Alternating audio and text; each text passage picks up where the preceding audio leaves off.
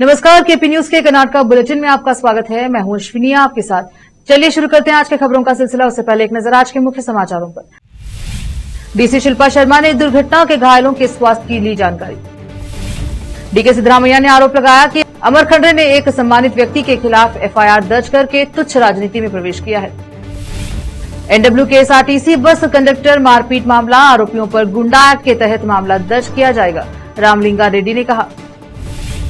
बेलगावी विवाद, भाजपा नेता विजेंद्र ने कहा कन्नड़ और कर्नाटका का अपमान बर्दाश्त नहीं करेंगे। अगले शैक्षणिक वर्ष से कौशल आधारित कक्षाएं शुरू होंगी, मधु बंगारप्पा ने बताया।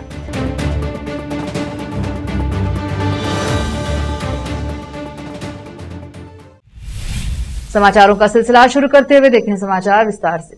जिला मजिस्ट्रेट शिल्पा शर्मा ने आज ब्रिम्स अस्पताल का दौरा किया। 21 फरवरी को मिर्जा मुराद में पास एक लॉरी और क्रूजर के बीच हुई भीषण दुर्घटना में घायल हुए 7 लोगों के स्वास्थ्य के बारे में जानकारी ली। यह सभी बीदर के लाडगेरी के निवासी हैं जो प्रयागराज जा रहे थे। इस अवसर पर जिला पुलिस अधीक्षक प्रदीप बुंटी, जिला स्वास्थ्य एवं परिवार कल्याण अधिकारी डॉक्टर ध्यानेश्वर निर्गुड़े सहित अन्य उपस्थित रहे। विशेष संवाददाता के नारंजा सहकारी चीनी कारखाने के अध्यक्ष डीके सिद्धरामैया ने डीसीसी बैंक के अध्यक्ष अमर खंडरे पर कर्नाटका राज्य सहकारी महामंडल के वर्तमान निदेशक और बीदर के प्रतिष्ठित परिवार नागमरपल्ली परिवार के राजनीतिक नेता उमाकांत नागमरपल्ली के खिलाफ एफआईआर दर्ज करने के लिए उकसाने के जरिए ओछी राजनीति करने का आरोप लगाया। शहर के जिला प्रेस हाउस में एक संवाददाता सम्मेलन को संबोधित करते हुए उन्होंने कहा कि जब डीसीसी बैंक के अध्यक्ष ने और आज शहर में हाल ही में तालुका वकलुटाना नटुवाला संघ के चुनाव में हमारे उम्मीदवार बसवराज हेब्बाले का नामांकन खारिज करने की कोशिश की तो वहां मौजूद उमाकांत नागमरपल्ली ने जब उनसे इनका कारण पूछा तो उनका गला पकड़ लिया गया और धक्का दे दिया। डीसीसी बैंक के अध्यक्ष के करीबी सहयोगी रमेश चिद्री और बैंक कर्मचारी चंद्रकांत सेडोल ने उन पर लोकसभा चुनाव में भाजपा का समर्थन करने, राजनीतिक प्रभाव हासिल करने का झूठा आरोप लगाते हुए उनके खिलाफ प्राथमिकी दर्ज कराई और उन पर हमेशा से तुच्छ राजनीति में शामिल होने का आरोप लगाया। कैमरामैन महेश जी का कवरेज। घटने ನಡೆಯೋದು ಸಹಜಿಕ, ಆದರೆ ಆ ಘಟನೆಯಲ್ಲಿ ದ್ವೇಷದ ರಾಜಕಾರಣ ನಡೆದಿದೆ. ಒಬ್ಬ ಡಿಸಿಸಿ ಬ್ಯಾಂಕಿನ ನಿರ್ದೇಶಕರಿಗೆ ಅನರ್ಹ ಮಾಡಬೇಕಂತ ಒಬ್ಬ ಡಿಸಿಸಿ ಬ್ಯಾಂಕಿನ ಎಂಪ್ಲಾಯಿನೇ ಅಲ್ಲಿ ಹೋಗಿ ಗಲಾಟೆ ಮಾಡುವಂಥ ಪರಿಸ್ಥಿತಿ ನಿರ್ಮಾಣ ಆಗಿದೆ. ಆ ಗಲಾಟೆ ಮಾಡ್ತಿರ್ತಕ್ಕಂಥ ಸಂದರ್ಭದಲ್ಲಿ ಅಲ್ಲಿರ್ತಕ್ಕಂಥ ಬೆಂಬಲಿಗರ ಪಡೆ ಸಹಜಿಕವಾಗಿ ಆವೇಶಕ್ಕೊಳಗಾಗಿ ಅಲ್ಲೊಂದು ಸ್ವಲ್ಪ ಸಣ್ಣ ಪುಟ್ಟ ಮಾರಾಮಾರಿ ಆಗಿದೆ. ಆದರೆ ಆ ಮಾರಾಮಾರಿಯಲ್ಲಿ ಈ ಜಿಲ್ಲೆ ಆಳಿರ್ತಕ್ಕಂಥ, ಇಡೀ ರಾಜ್ಯವನ್ನು ಆಳಿರ್ತಕ್ಕಂಥ, ಇಡೀ ಜಿಲ್ಲೆಗೆ ಒಳ್ಳೆಯದನ್ನು ಬಯಸಿರ್ತಕ್ಕಂಥ, ಇಡೀ ಜಿಲ್ಲೆಯ ಎಲ್ಲ ರಾಜಕಾರಣಿಗಳಿಗೆ ಹೆಚ್ಚು ಕಮ್ಮಿ 80% ರಾಜಕಾರಣಿಗಳಿಗೆ ಸಹಾಯ ಮಾಡಿರ್ತಕ್ಕಂಥ ಸನ್ಮಾನ್ಯ ಗುರುಪಾದಪ್ಪ ನಾಗಮರಪಳ್ಳಿಯವರ ಸುಪುತ್ರ ಆಗಿರ್ತಕ್ಕಂಥ ಉಮಾಕಾಂತ್ ನಾಗಮರಪಳ್ಳಿಯವರ ಮೇಲೆ ಎಫ್ಐಆರ್ ಮಾಡ್ತಕ್ಕಂಥ ಒಂದು ದುಷ್ಕೃತ್ಯ ಅಲ್ಲಿ ನಡೆದಿದೆ. ಇದನ್ನು ಖಂಡಿಸಬೇಕಂತ ಇವತ್ತಿನ ಪತ್ರಿಕಾಗೋಷ್ಠಿಯನ್ನು ನಾನು ನಡೆಸ್ತಾ ಇದ್ದೇನೆ. ಇಷ್ಟೊಂದು ದೇಶದ ರಾಜಕಾರಣ ಇದು ಒಳ್ಳೆಯದಲ್ಲ. ಅಧಿಕಾರ ಶಾಶ್ವತ ಅಲ್ಲ. ರಾಜಕೀಯ ಇದು ಬರುತ್ತೆ ಹೋಗುತ್ತೆ. ನಾವು ಮುಖ್ಯಮಂತ್ರಿತನ ಎಲ್ಲರ ಜೊತೆ ಕೂತವರಿದ್ದೆವು, ಊಟ ಮಾಡಿದವರಿದ್ದೆವು, ನಾಷ್ಟ ಮಾಡಿದವರಿದ್ದೆವು, ಎಲ್ಲರ ಜೊತೆ ನಾವು ಅಧಿಕಾರವನ್ನು ನೋಡಿದ್ದೇವೆ. ಅದರ ಅಧಿಕಾರ ಇಷ್ಟೊಂದು ತಲೆಗೇರಿಸ್ಕೊಳ್ಳೋದು ಒಳ್ಳೆಯದಲ್ಲ. ಈ ಘಟನೆಗೆ ನೇರವಾಗಿ ಡಿಸಿಸಿ ಬ್ಯಾಂಕಿನ ಅಧ್ಯಕ್ಷ ಅಮರ್ ಖಂಡ್ರೆ ಅವರೇ ನೇರ ಹೊಣೆಗಾರರಾಗಿದ್ದಾರೆ ಅಂತ ನಾನು ಈ ಸಂದರ್ಭದಲ್ಲಿ ಹೇಳಿಕೆ ಇಚ್ಛಪಡ್ತೇನೆ. ರಮೇಶ್ ಚಿದ್ರಿ ಅಂತೇಳಿ ಅವರೇ ಬರ್ಕೊಂಡಿದ್ದಾರೆ ಎಫ್ಐಆರ್ನಲ್ಲಿ. ನಾನು ಡಿಸಿಸಿ ಬ್ಯಾಂಕಿನ ಅಧ್ಯಕ್ಷರ ಆಪ್ತ ಸಹಾಯಕ ಅಂತ. ನನ್ನ ಪ್ರಕಾರ ಅವರು MGSSಗೆ ಎಂಪ್ಲಾಯಿ ಇದ್ದಾರೆ. ಅವರು Mahatma Gandhi employee, DCC bank अध्यक्ष और आपको सहायक है। रोकते हैं समाचारों का सिलसिला, लेते हैं छोटा सा ब्रेक।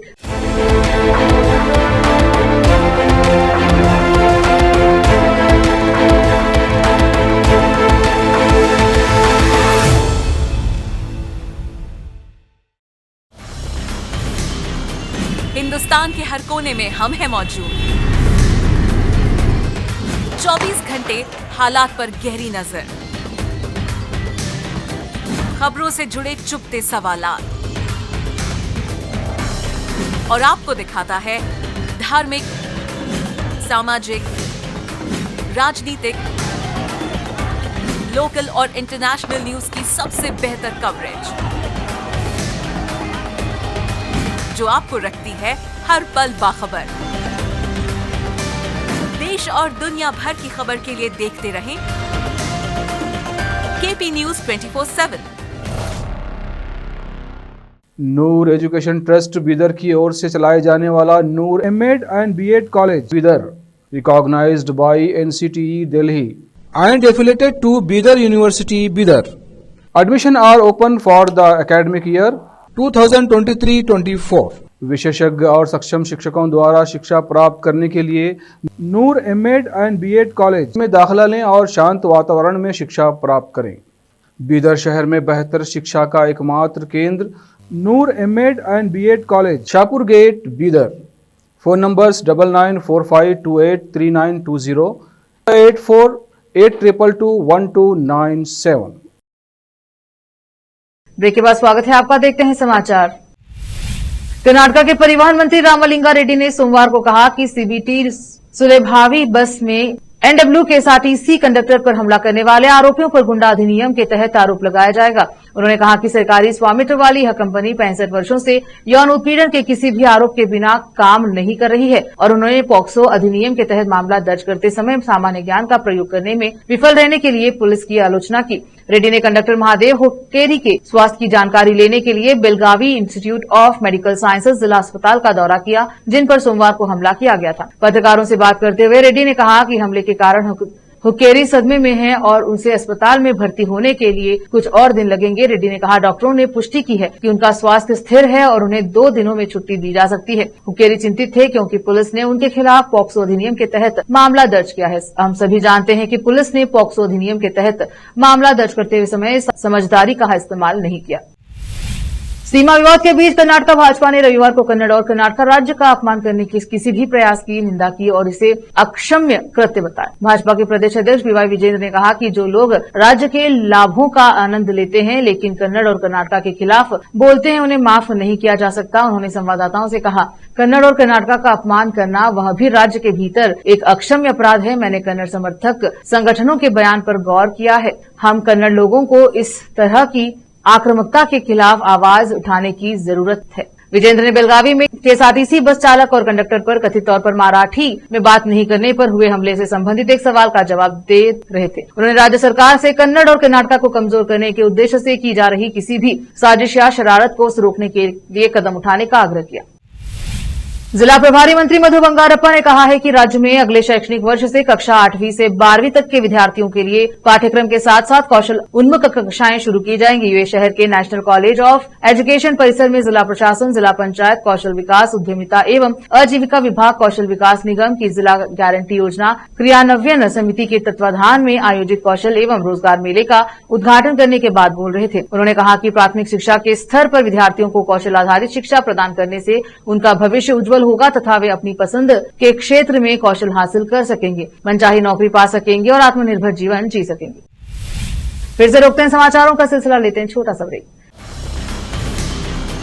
हिंदुस्तान के हर कोने में हम हैं मौजूद। 24 घंटे हालात पर गहरी नजर, खबरों से जुड़े चुपते सवालात और आपको दिखाता है धार्मिक, सामाजिक, राजनीतिक, लोकल और इंटरनेशनल न्यूज की सबसे बेहतर कवरेज जो आपको रखती है हर पल बाखबर। देश और दुनिया भर की खबर के लिए देखते रहें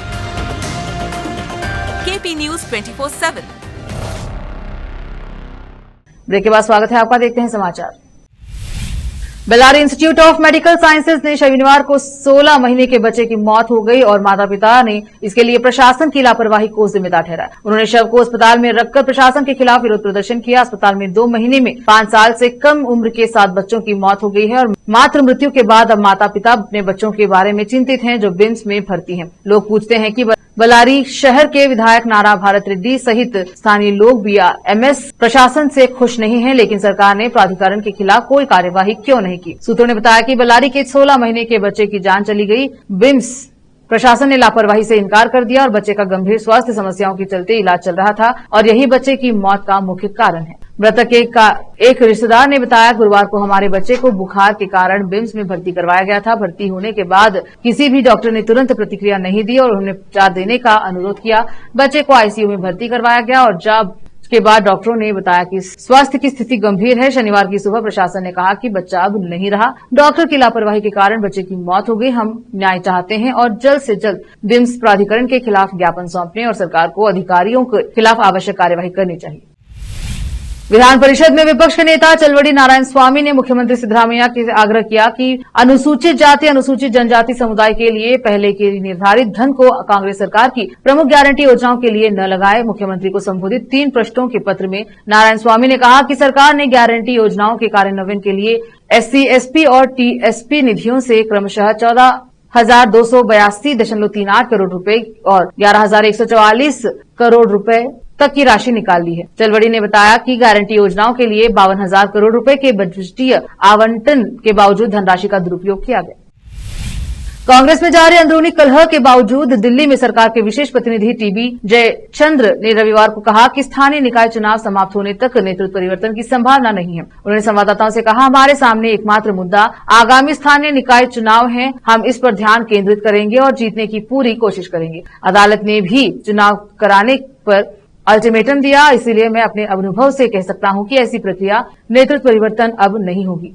7 बार विधायक रहे जयचंद्र ने अपने सहयोगियों से अखिल भारतीय कांग्रेस कमेटी के अध्यक्ष मल्लिकार्जुन खड़गे के निर्देश का पालन करने को कहा, जिसमें उन्होंने पार्टी के भीतर की शिकायतें को सार्वजनिक रूप से उजागर न करने को कहा।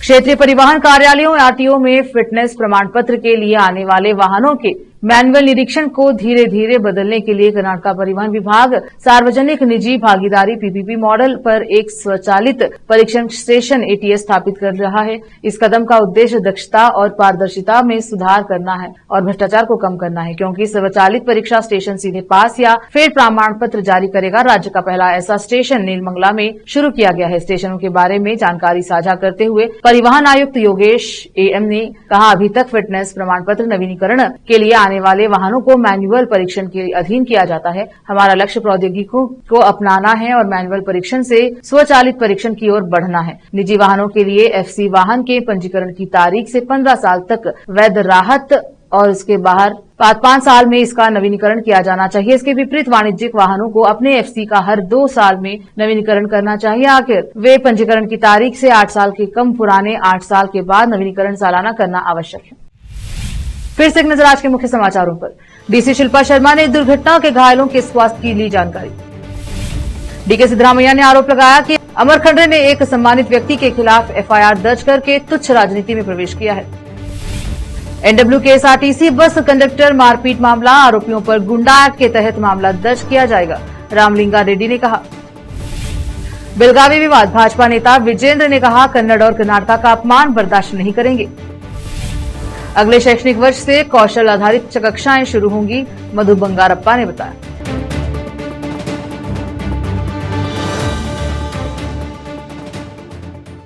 KP न्यूज के कर्नाटका बुलेटिन में अब तक के लिए इतना ही। देखते रहे KP न्यूज 24/7। अधिक जानकारी के लिए KP न्यूज 24/7 को लाइक, शेयर एंड सब्सक्राइब जरूर करें। धन्यवाद। देश प्रदेश और स्थानीय समाचारों के लिए KP न्यूज 24/7 को लाइक, शेयर एंड सब्सक्राइब जरूर करें।